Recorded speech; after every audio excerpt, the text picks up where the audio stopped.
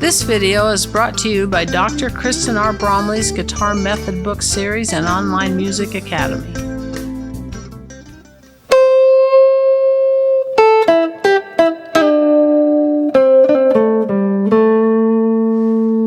Hi, I'm Dr. Kristen Bromley. Welcome to my online academy. It's so great to have you joining me here in these online lessons. This is lesson 1 in a new series that's going to be coming out on Saturdays, where we're going to be working on improvising solos and lead lines over various grooves and various keys and chord progressions that are used in blues and rock and pop and folk and so on, and it's going to be so much fun. I love just improvising solos, playing lead lines. With this course, I'm going to give you a chance to play right along with me. That's one of the best things that my in-person students get, is the opportunity to just jam right along with me. So I'm going to provide that for you along with tips and tricks. Hopefully it'll just be sort of a fun jam on Saturday sort of series. So we're going to dive right in. This is lesson 1. So I'm going to go over sort of the most popular just pentatonic scale form that gets used for playing all sorts of songs, all sorts of progressions. We're going to work in the key of A right now, which is a great key to start in, but as we progress through the course, we'll do lots of different keys. With this lesson, I'll demonstrate that scale, give you a couple pointers there. We'll use that scale to improvise over a backing track. This backing track was created just for this lesson, but it's also available on the channel, so you can jam along with it as much as you'd like to without me playing over the top. You just look down in the description below and you can find a link for that. It's also on the Jam Along playlist that is on the channel, so that's another way to find it and any other play-alongs that happen to be available from other lessons like the jazz lessons and so on. So as we get started here, we'll be looking at that, and then we'll be looking at soloing at that. I'll give you a few tips for how you can get started working on sort of translating that scale into some ideas. I'll also walk you through how to play the accompaniment part that's on the backing track, played by the guitar, in case that's something you're interested in. But as we get started here, let's just get a feel for what we're going to be playing. I'm going to play right along with the backing track. I'll get it going, and we'll hear and 4-and in the snare drum, and we'll be in with a 12-bar blues in A, which I'll explain later on, and I'm just going to improvise a solo over the top using the minor pentatonic scale that we're going to be using in this lesson. So I'll play a little bit over that, give you a little bit of a taste of the type of things we're going to be working on, and we'll dive right in. So let's do it.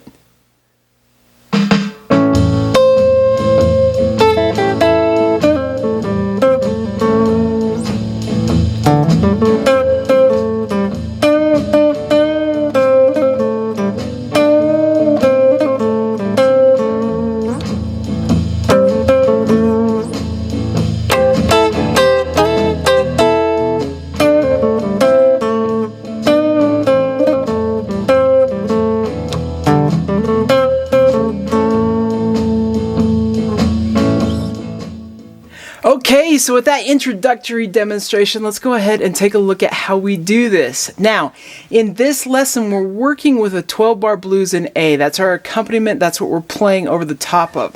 I've got the chord progression up here on the board. There are multiple types of 12-bar blueses. This one has the 1 chord for 3 bars and then goes to the 1/7, so the dominant 7th version of that. Then goes to the 4 chord for 2 bars, back to the 1 chord, and then does the 5/7, the 4, the 1, and the 5/7.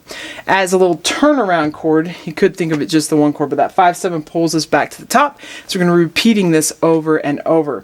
So it's a 1/4/1, 5/4/1, and then that 5 is that turnaround. That's how we think of this blues. So in the key of A, that's A for 3 bars, then A7, then we got D for 2, A for 2, E7, D, A, E7. Later on in the lesson, I'll show you how to play that accompaniment part if that's of interest to you, but let's take a look at soloing first. So when soloing over this, we're going to use the minor pentatonic scale in this lesson, which is a really common thing to do. We're going to use the most probably popularly used pentatonic scale form on the guitar as we get started with this, which is just great. So the minor pentatonic scale is a 5-note scale. It has the root, which is the starting pitch, in the key of A, that's an A, and then it's got a flatted third in the key of A, that's a C, and then it's got a D, and that's the 4th, and then the 5th is an E in the key of A, and then we've got the G, which is a flatted 7th. So we've got A, C, D, E, G, and A. That's how that works. And those are the theoretical pitches that in comparison to that root, that's what we had there. So the minor pentatonic form, the most common one we play on the guitar. There's others, and we'll learn those throughout the course, but this is a best place to start, is right up here on the board, written out in sort of that diagram tablature that we like to use. This fret right here for the key of A is going to be at the 5th fret. That's because these squares are where the root is. That's the root note, so we got to place that on an A. On the guitar, standard tuning, the A is at the 5th fret on that 6th string. So this is our 5th fret. And notice with this scale form that we're going to be playing, every single note in the 5th fret is available. So that makes it really easy. And then we have one other note on that string. And that note is either 3 frets higher or 2 frets higher. And there's sort of a little pattern to it. 3 of the strings are going to be 3 frets higher. 3 of the strings are going to be 2 frets higher. And if you can remember where those are, you can just start to learn this scale pretty easily. So with my index finger at that 5th fret of the 6th string, I'm going to go 5th fret and then up to the 8th fret. I grab that with my pinky. Some people like to reach. Sometimes I'll reach, but I've done a lot of playing in a lot of styles, so my pinky is in pretty good shape. And I think it's good to learn to use the pinky and the ring finger when you need to. But index and pinky or ring, they're at the 8th fret. And then index on the next string, 7th fret. And then that index again, 7th fret. Index again, 7th fret. So those 3 strings, we just go 2 frets higher, and we can grab that with our ring finger. And then on the top 2 strings, we're back to the 3 frets higher. So index, pinky, index, pinky. So fret-wise, we're going 5, 8, 5, 7, 5, 7, 5, 7, 5, 8, 5, 8. And we can come back down.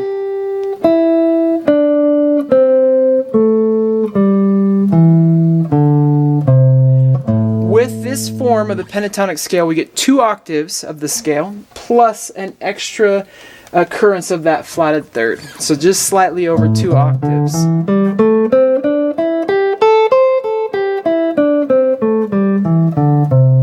So step 1 to being able to improvise is learning this shape, this scale shape. And you can practice it right in that position, just over and over, going up and down. I've got Technique Tuesday lessons that help with various types of developing the left hand, and we've got Theory Thursday lessons which go over all sorts of things, so even more in depth on pentatonic scales and that sort of thing. But I'm not going to do that in these lessons. I want these to just be mostly playing and interactive and learning intuitively. However, I will mention that a great way to get this scale form down is to just go 1 fret at a time. If you start down in the 1st fret, get so you can play it down there. And then get used to playing it with that root at the 2nd fret. And the 3rd fret and the 4th fret, and you can play it all along the neck. And that's a really great way to just start getting used to that actual scale. We're going to work, though, as if we're kind of used to it, and just start playing over it. So when we're improvising a solo with this scale, it sort of is a big jump sometimes to go from, oh, these are the notes of the scale, and now I need to improvise. So sometimes it helps to just jump right in with that backing track and go for it.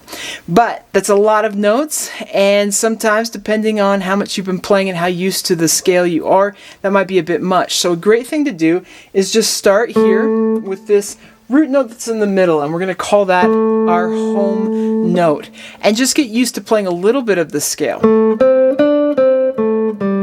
So we're just going to play the notes on the inside 2 strings. Starting with that root. So just get used to that much. Now there's a lot of things that we can do with just that much, and if we're playing over the backing track, we could just solo using those notes. Before we do that, I'll mention you can just start with 1 note. I like to do this with a lot of my students. You can play over the backing track just playing with 1 note. With that 1 note, you can be as creative as you can rhythmically, and you can also do a little vibrato, which is where we shake the finger.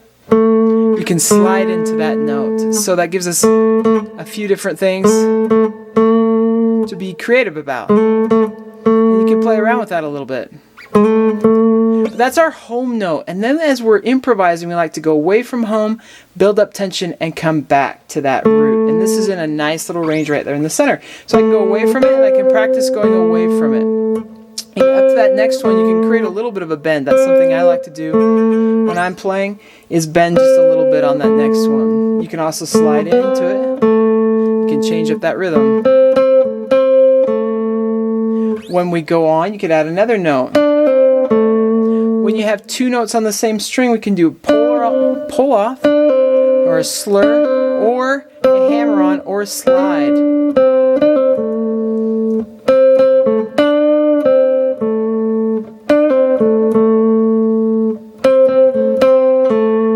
So if you play just a little bit,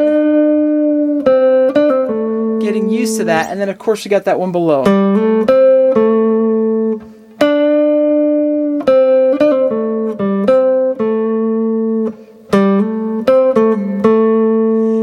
Play with it and start getting a few ideas sort of flowing. I'm doing a little bit of a bend here, so we bend these strings. Once you've got just some comfortable space happening with a few of those notes, then you want to play over the backing track, working through it. And like I mentioned, you can go through a chorus just playing with one note, then add a second note, and then add a third note, and then add the fourth note, or you can start playing with all of them. I'm going to go ahead and just play over the backing track, play right along with me, just using those two inside strings so you can get some ideas. You just want to jam along and let it be intuitive. We're just jamming here, and there's no wrong notes. Even if we play something else, there's no wrong notes. So we can slide into them, we can sit right on them, we can bend them, we can do a little vibrato, that sort of thing. We can change up the rhythm. We got lots of different things that we can do with just those four notes. We're going to start with that home pitch, go away, come back, resolve, that sort of thing. Just having fun, sort of improvising intuitively over the backing track. So let's do this together. It's going to be great. Here we go.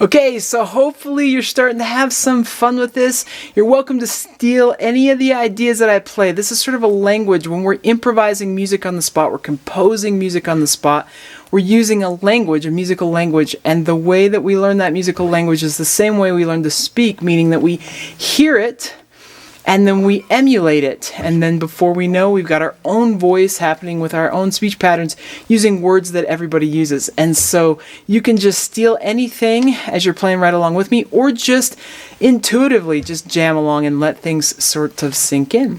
So once you get kind of comfortable with those inside two strings, it's great to look at adding in the top strings. So we've got that high root, that can be a home note. We can also come down to the low root, but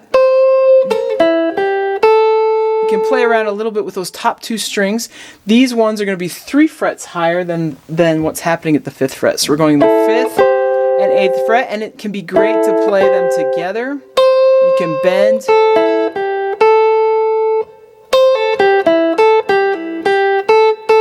You can slur, all those kinds of things.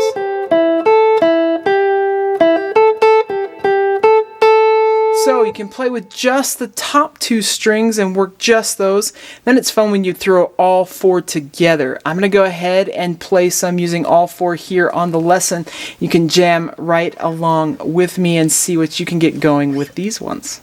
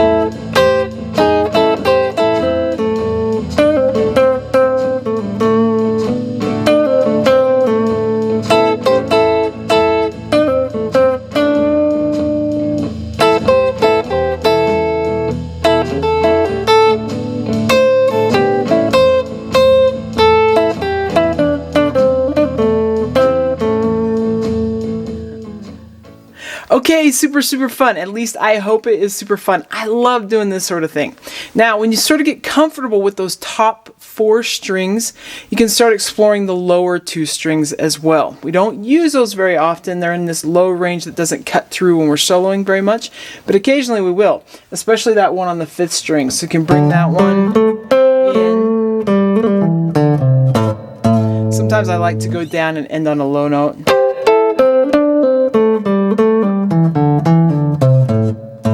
That sort of thing.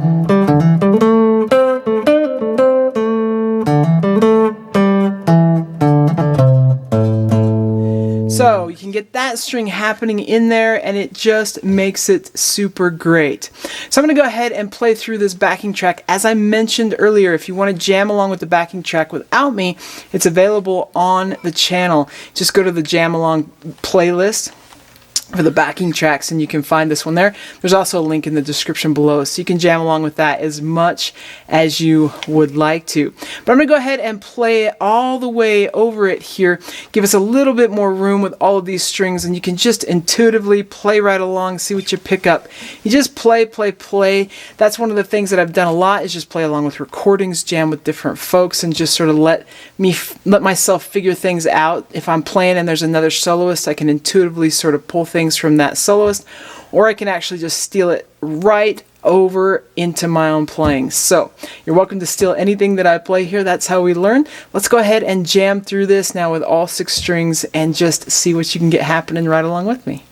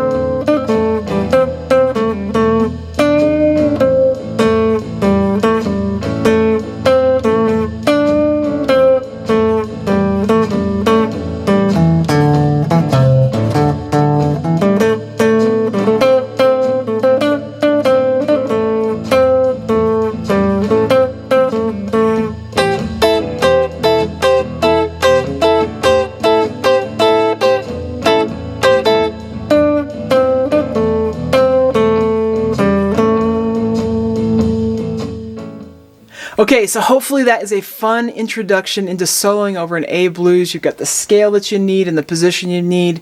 I've demonstrated some things that hopefully start working in intuitively, giving you a way to sort of approach it. And like I mentioned, you can start with just improvising with one note through a chorus or through the whole thing if you want to, and then 2 notes, and then add a 3rd and a 4th.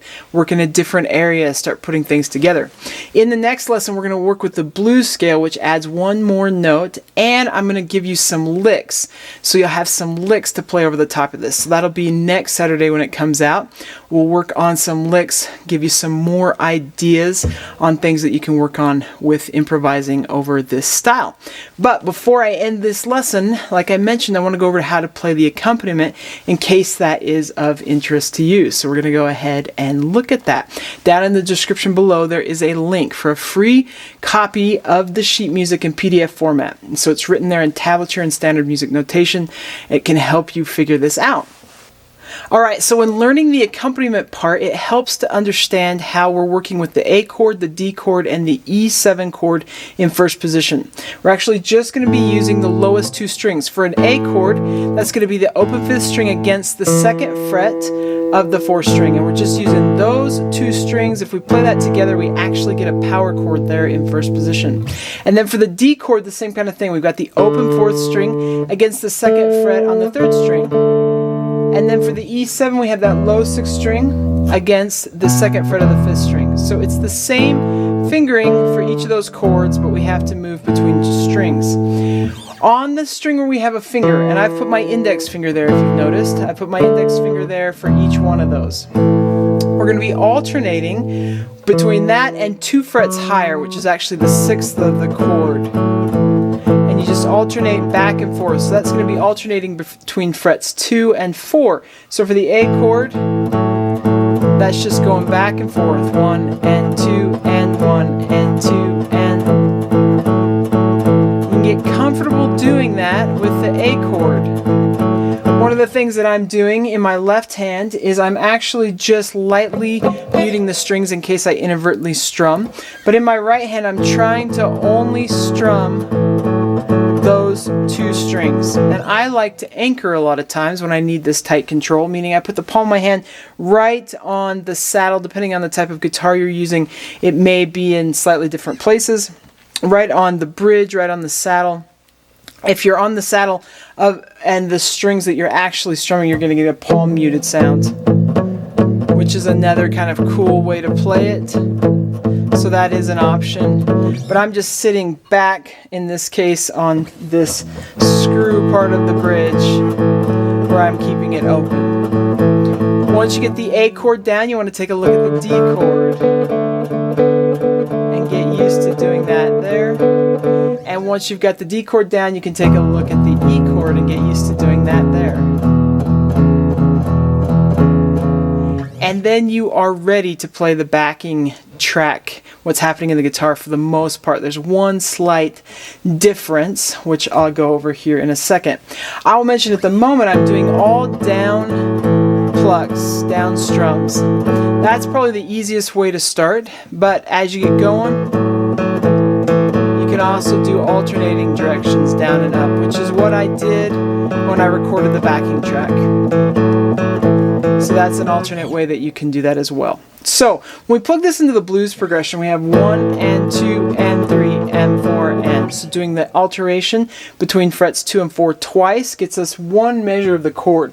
So we'd actually have that 2, 3, 4, 5, 6, 7, 8 times before we go on to the next chord, and when we're up to D.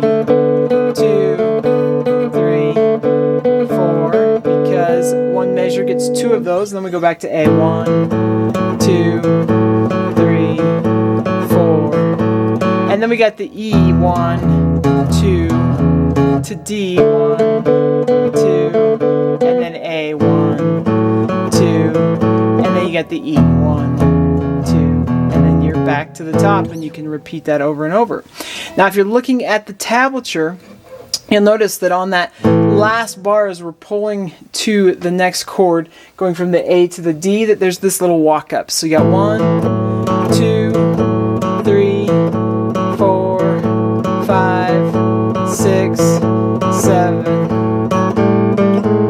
So you get this 1, 2, 3, 4. Right on that 4th string, I'm going 2nd fret, 4th fret, 5th fret, 6th fret, which pulls then to the D.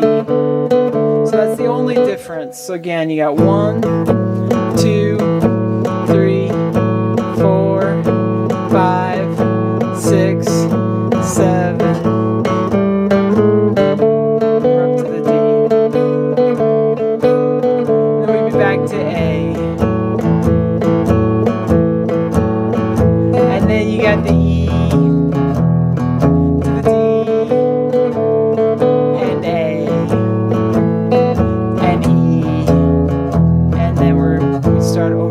So if you want to, you can practice that along with the backing track if you want to work on just that backing part, which is a super fun thing to play. So we got improvising that solo and playing that backing track part, which is something that's used on a lot of different types of songs at different tempos. So pretty cool. We're off to a great start. Hope this will be a fun course that comes out on Saturdays. We'll have some jamming happening as we work on playing over tops of different types of grooves, different keys, different chord progressions that are all reminiscent of playing in improvising in that rock and blues and pop and folk style. So it's going to be great. Keep having fun with this.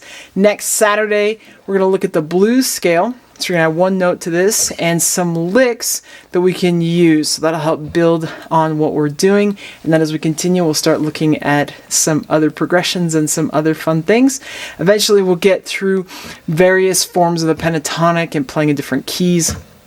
Lots of great things. So jamming out on Saturdays is what we're doing. Have fun, keep at it, take care, and we'll see you again. If you found this video helpful, please hit the like button and subscribe to the channel. For more in-depth lessons and to progress through a free guitar course, check out my Guitar 101 series on YouTube and my guitar method books, which all come with access to hours of in-depth video lessons. You can find more information about me and my products at KristenBromley.com. Take care.